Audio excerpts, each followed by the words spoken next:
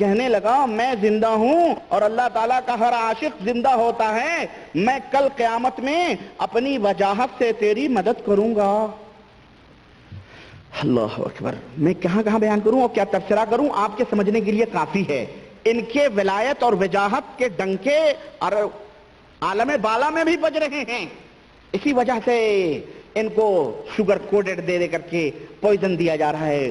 سب ولی اللہ ہے، حقو حقو کرتے رہو، چار چلے مارو، اپنے آپ کو ولایت کا سب سے بڑا وہ مقام اور مرتبے میں سمجھا جاتا ہے۔ بہرحال میرے عزیز، میں عرض یہ کر رہا تھا کہ یہ وہ کتاب ہے جس، اور یہ دوسری جلد ہے، پہلی جلد میں جان بوجھ کر چھوڑا ہے، کہاں تک گند بیان کروں، اور جس کو سمجھنا ہے وہ میری ویڈیو کیسٹیں موجود ہیں، اس موضوع پر 6 کیسٹیں ہیں، 3 گھنٹے کی، 18 گھنٹے کی ہیں، آپ سن لیں، غور سے دیکھیں تاکہ مکمل حق آپ کے سامنے آ جائے۔ لیکن میں یہی کہتا ہوں کہ باورچی پورے دیگ کا چاول نہیں ٹٹولتا ہے، ایک چاول دیکھا پتا چلا کچا ہے تو پھر ڈھک دیتا ہے، بھئی بھی پکا نہیں ہے، ایک چاول دیکھا پکا دیکھا، کہا اتار لو ہنڈی پک چکی ہے کہ نہیں؟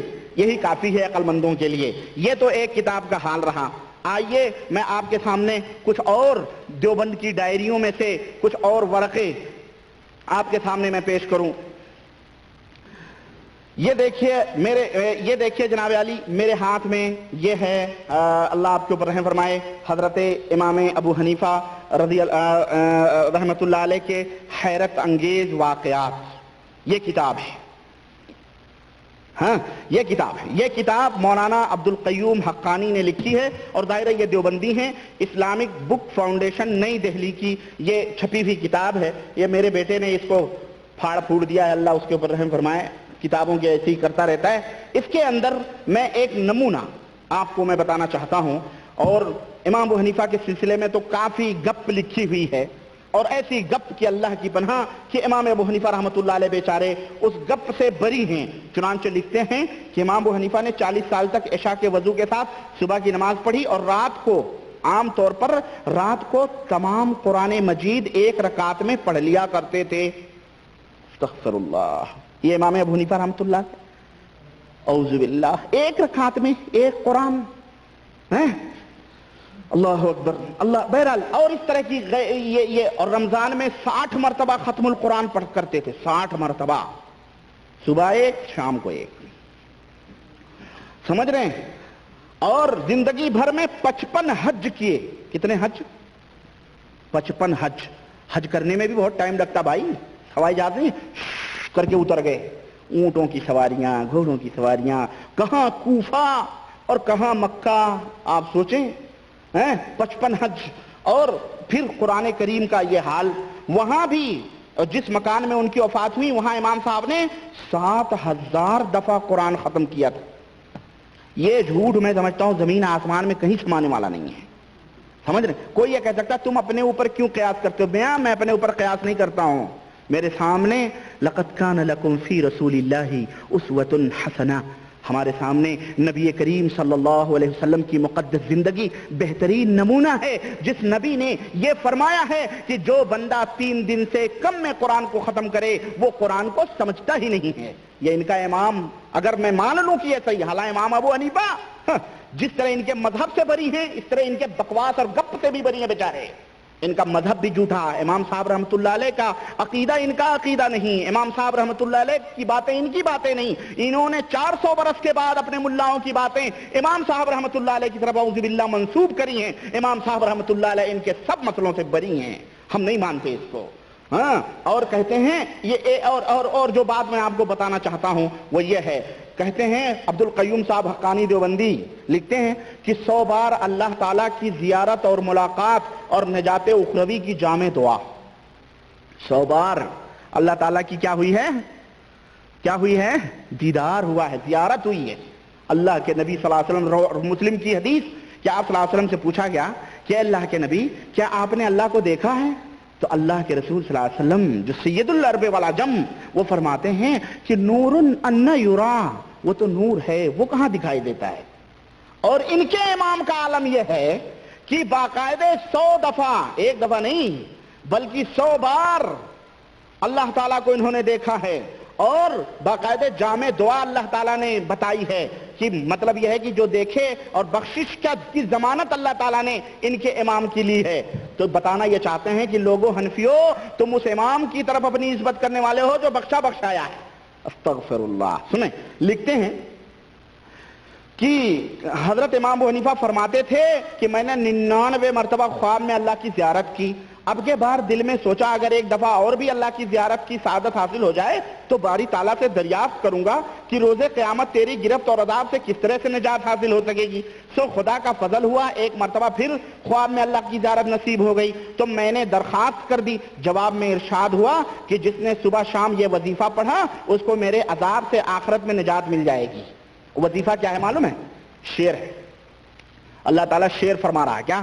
سبحان اللہ العبد الابد سبحان اللہ الواحد الاحد سبحان اللہ الفرد الصمد سبحان اللہ رافع السماء بغیر صمد سبحان من بسط الارض على ماء جمد سبحان من قسم الرزق ولم ينس احد سبحان من خلق الارض فحصاهم عدد سبحان من لم يتخذ زوجة ولا ولد سبحان الذي لم يلد ولم يولد ولم يكن له كفوا احد. یہ پڑھ لو خلاص ضمانت ہے. ضمانت ہے نجات دنیاوی اور نجات اخروی سب عذاب الہی کی ضمانت. یہ عبد القیوم صاحب غلط. یہ ایک اور اس طرح کی سینکڑوں باتیں اس کتاب کے اندر حیرت انگیز جس کا نام رکھا ہے عبد القیوم حقانی نے اس کے اوپر عجیب و گپ چھوڑے ہیں. میں اس میں نہیں جانا چاہتا. یہ دیکھیں اب آئیے میں نمونے. یہ ڈائریاں ہیں دیوبند کی. کیا ہیں یہ؟ مقلدین دیوبند کی کیا ہے؟ یہ ڈائری ہے. اس کے مختصر چیپٹرز آپ کو میں بتاتا ہوں. یہ دیکھیے یہ آج بھی پرچہ نکلتا ہے دارالعلوم جس کا نام ہے اور یہ دیوبند سے نکلتا ہے اور جناب علی ماہنامہ ہے جس کے مدیر ہیں حبیب الرحمن قاسمی اور یہ جلد نمبر 79 شمارہ نمبر 7 اور دفتر ماہنامہ دارالعلوم دیوبند سہارنپور یو پی. اس کے اندر ایک مضمون ہے مولانا قاری طیب صاحب کا. اس سے پہلے کہ میں یہ مضمون آپ کے سامنے پیش کروں میں یہ دعویٰ کرتا ہوں اور میں نے جدے کی ایک پروگرام میں نے یہ دعویٰ کیا تھا کہ دیوبندی حضرات لوگ کہتے ہیں نا کہ جی 4 امام برحق ہیں. میں کہتا ہوں 4 ہی کیوں، اور بھی امام ہیں. شیعہ 12 مانتے ہیں لیکن میرا یہ دعویٰ ہے کہ دیوبندی بھی 12 امام مانتے ہیں شیعوں کی طرح. آپ کو حیرت ہوگی کہ ربانی یہ چھوڑ رہا ہے. نہ چھوڑ نہیں رہا ہوں. یہ میرے پکڑا ہوا ہوں میں. یہ دلیل ہے میرے پاس. یہ دارالعلوم یہ اس بات کی دلیل ہے کہ دیوبندیوں کے بھی 12 امام ہیں جس طرح شیعوں کے 12 امام ہیں. اور ظاہر ہے جب کوئی شخص ایک مرکز سے ہٹتا ہے تو پھر اس کا کہیں ٹھکانہ نہیں ہوتا. وہ جدھر چاہتا منہ مارتا پھرتا ہے. سمجھ رہے ہیں؟ جب بیٹا باپ سے نکل جاتا ہے تو پھر وہ فسنا معاشیت والی بات ہو جاتی ہے کہ جب تم بے حیا باش ہرچے خواہی کن، جب بے حیا بن جاؤ تو جو چاہو کرو. ایک امام کی ڈوری چھوڑی انہوں نے. امام الرسل نبی کریم محمد رسول اللہ صلی اللہ علیہ وسلم کا دامن چھوڑا تو ان کو 12 لوگوں کے دامن بچانے کے لیے لگے ہیں. میں قاری طیب صاحب کا وہ مضمون جو انہوں نے صفحہ نمبر 9 کے اوپر لکھا ہوا ہے یہ دارالعلوم دیوبند کا جولائی 1994 1994 کا یہ پرچہ ہے. سمجھ رہے ہیں؟ قاری طیب صاحب اس کے اوپر لکھ رہے ہیں کہ دیوبند اس لیے علماء دیوبند کے مسلکی مزاج کا خلاصہ حسب منشا حدیث نبوی یعنی مختصر الفاظ میں اتباع سنت بتوسل اہل الانابت یا تعمیل دین بتربیت اہل یقین ہے. اہل السنہ والجماعہ گویا یہی ہے. بہرحال لکھتے ہیں ایک مقام پر قاری طیب مولانا طیب صاحب قدس سرہ تحریر فرماتے ہیں کہ علماء دیوبند کے اس دینی رخ اور مسلکی مزاج کی نسبتوں سے اگر انہیں پہچانوایا جائے یعنی ان کی جو نسبتیں ہیں مثلا امام ابو حنیفہ کی طرف نسبت ہے، ان نسبتوں سے اگر انہیں پہچانوایا جائے تو اس کا خلاصہ یہ ہے. کیا خلاصہ ہے؟ انگلیوں پہ آپ حضرات بھی گنو. وہ دینن مسلم ہیں. دینن کیا ہیں؟ وہ دیوبندی کیا ہیں؟ دینن مسلم ہیں. نمبر 1 فرقتن اہل السنہ والجماعہ ہیں. دینن مسلم ہیں، فرقتن اہل السنہ والجماعہ ہیں، اہل سنت والجماعت ہیں. مذہبن حنفی ہیں. کتنے امام ہوئے؟ 3 ہوئے نا. پہلا تو دین چلو، دین تو شیعوں کا بھی وہی ہے. سمجھ رہے ہیں؟ فرقتن اہل سنہ والجماع، مذہبن حنفی ہیں 3، کلامن ماتریدی، ابو منصور ماتریدی کتنا ہوا 4، اور اشعری ابو الحسن اشعری کتنے ہو گئے 5۔ یہ کلامن ماتریدی اور اشعری یہ 5 ہو گئے۔ مشربن صوفی ہیں، صوفی مشربن کیا ہیں؟ یہ صوفی ہیں۔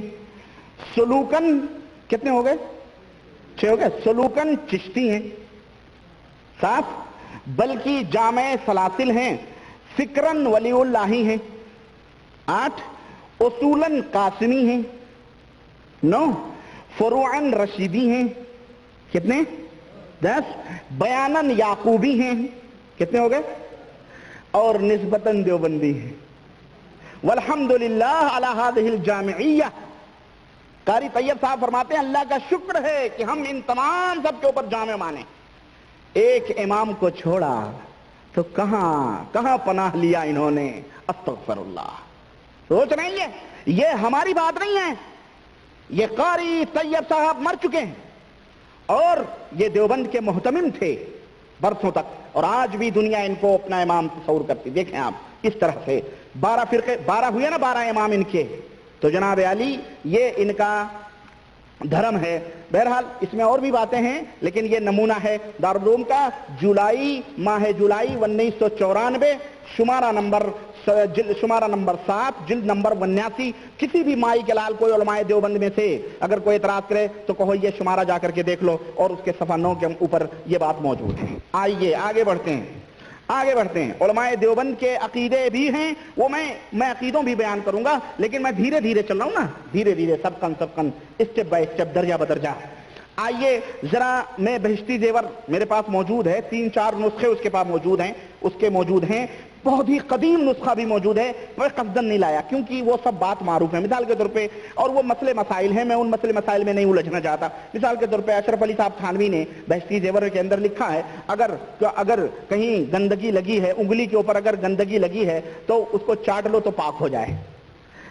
یہ حنفی مذہب ہے، یہ دیوبندی مذہب، حنفی مذہب تو نہیں کہہ سکتا میں، کیوں؟ بریلوی بھی حنفی ہیں جو اس بات کا انکار کرتے ہیں وہ نہیں مانتے، اس لیے یہ دیوبندی، یہ رشیدی، قاسمی، یہ صوفی جو ابھی بتایا آپ نے، ان کا مذہب ہے کہ اگر انگلی پہ گندگی لگی ہے، گو لگی ہے، چاٹ لو پاک ہو جائے۔ ہاں، یہ دیوبند لوگوں کو تعلیم ہے۔ اسی طرح سے بہت سارے واقعات ہیں، ان میں تعویذ و گنڈے کے بھی کافی نمونے بتائے گئے ہیں، میں اس کو بھی نہیں لایا، اور آپ حضرات جانتے ہیں اور دنیا جانتی ہے کہ اشرف علی صاحب تھانوی کا کوئی بھی ترجمہ قرآن ہندوستان، پاکستان، بنگلہ دیش کے اندر اٹھائیے، اس کے سرے ورق کے بعد جب آپ پلٹیں گے تو آپ کو سورہ یاسین کا نقشہ ملے گا، 786 اور نمبر، فلانے سورے کے نمبر، فلانے سورے کے نمبر، فلانے سورے کے نمبر، ان کی خاصیت لکھی رہے گی، اور لوگوں کو تعویذ اور گنڈے کی طرف یہ مائل کرتے ہیں۔ آئیے میں وہ کتاب کے حوالے سے اتنا کافی ہے، آئیے میں تذکرۃ الرشید، یہ میرے پاس موجود ہے، جس کو لکھنے والے حضرت الحاج مولانا محمد عاشق علی صاحب میرٹھی نور اللہ مرقدہ ہیں، مر چکے ہیں یہ، انہوں نے تذکرۃ لکھی ہے، رشید احمد گنگوئی کی سوانح ہے جس کے اوپر لکھا ہوا ہے سوانح قدوۃ العلماء، زبدۃ الفقہاء، فخر المحدثین، قطب العالم حضرت اقدس مولانا الحاج الحافظ رشید احمد قدس سرہ کی یہ کتاب ہے، جو چھپی ہوئی مکتبہ شیخ زکریہ مفتی اسٹریٹ سہارنپور کی یہ کتاب چھپی ہوئی ہے، کوئی بھی شخص اس کو دیکھ سکتا ہے۔ آپ اس کتاب کے جلد نمبر 2 اور صفحہ نمبر 299 اور 300 اٹھا کر کے دیکھیں، اس کے حوالے میں اور بھی دوں گا، اس کے اندر جو لغویات اور جو بکواس موجود ہیں، لیکن سر دست 299 نمبر میں کھولتا ہوں صفحہ نمبر، اور اس کے اندر آپ کو میں بتاتا ہوں۔ کہتے ہیں کہ ولادت کے وقت عورت کو، تعویذ گنڈے کی بات میں نے چھیڑی ہے، ان کا عقیدہ دیکھیں تعویذ گنڈے کا، اور قرآن کا استعمال یہ حضرات کس طرح سے کرتے ہیں، اور قرآن کا احترام ان کے دلوں میں کتنا ہے، علماء دیوبند کا آپ اندازہ لگا سکتے ہیں۔ مجھے کہنے کی کوئی ضرورت نہیں ہے، امت کے سامنے یہ چہرہ میں کھول کے بتا دیتا ہوں، بس میرا کام آئینہ اور درپن کبھی جھوٹ نہیں بولتا، آئینہ کبھی جھوٹ نہیں بولتا، یہ آئینہ ہے خود۔ دیکھو لکھتے ہیں کہ ولادت کے وقت عورت کو درد کی اگر سخت تکلیف ہوتی تو آپ یعنی رشید احمد صاحب گنگوہی کاغذ کے اوپر وَأَلْقَتْ، قرآن کریم کی یہ آیت وَأَلْقَتْ مَا فِيهَا وَتَخَلَّتْ وَأَذِنَتْ لِرَبِّهَا وَحُقَّتْ لکھ کر عطا فرماتے کہ حمل والی عورت کی ران میں باندھ دیا جائے۔